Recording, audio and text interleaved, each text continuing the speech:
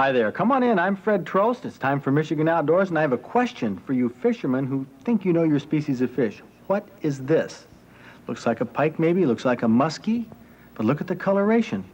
What clues do you have? Well, we're going to find out in just a moment what this fish is because it's Thursday night and time for Michigan Outdoors. Well, really, the coloration of this fish doesn't give you much of a clue, but maybe the lure. It was caught on will.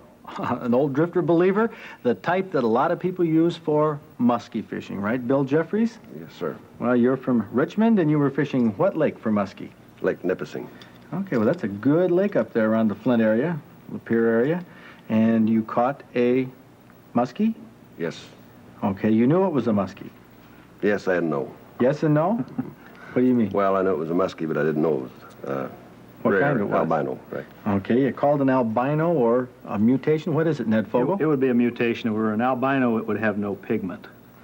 You would have pink eyes, and you would be able to see the veins in the fins and that, but you notice we do have pigment. But it is very definitely a color mutation. It doesn't have the normal pattern that the muskies have. Well, if it was a true albino, it would look like that catfish we had on last week. Right. You'd see the very pink eyes and a very white skin. That was very unusual, but this is unusual, too. How would somebody know if they got a fish like this in the boat where the color wouldn't give it away? How would they know it was a muskie? Well, you could tell the difference from the northern pike by the muskie has the cheek here and the opercle are scaled only on the top. I don't know whether our viewers consider or not, but the lower portion are not scaled. If it were northern pike, the cheek would be fully scaled.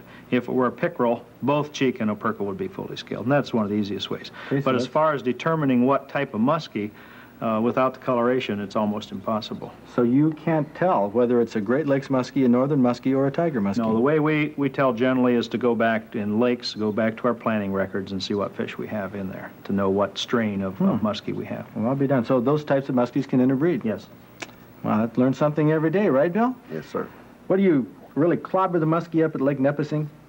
No, that just got the one. Just the one? How often do you fish that lake? It's the only time I have. Well, hey, you must have the magic touch. Must be. It takes about 100 hours, they say in their studies, for every legal muskie. Yeah, to take it from an inland lake like that. Of course, Lake St. Clair and Catch, they do real well down there. That's a little bit different. A little bit different. But what do you normally fish for, Bill?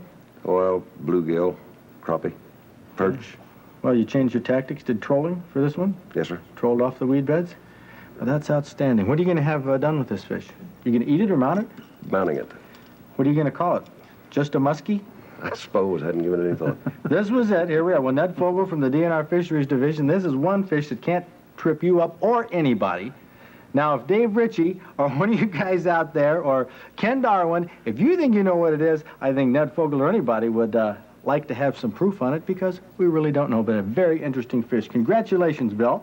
That fine fish, but this is not a master angler fish. It'd have to be 20 pounds to get you a master angler award with the DNR, but we have some fish coming up in our trophy report right now that are master angler fish.